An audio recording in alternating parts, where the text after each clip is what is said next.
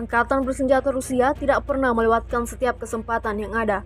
Baru-baru ini, beredar sebuah video di media sosial Telegram pada Kamis 30 Januari 2025. Dalam rekaman tersebut, menunjukkan situasi menegangkan saat militer Rusia bergerak maju ke wilayah Pokrovsk, mengejar kendaraan militer Ukraina yang sedang beroperasi. Operator drone FPV Rusia berhasil menangkap kendaraan militer Bradley Amerika dan menghancurkannya.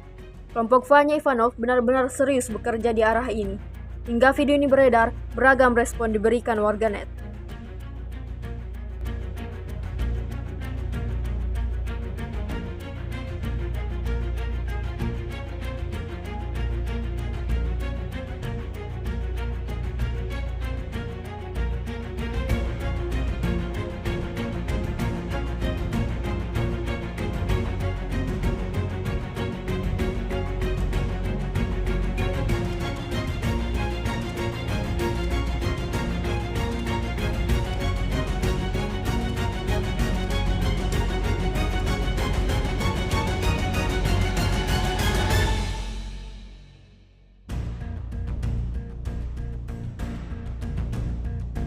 Download Tribun X sekarang, menghadirkan lokal menjadi Indonesia.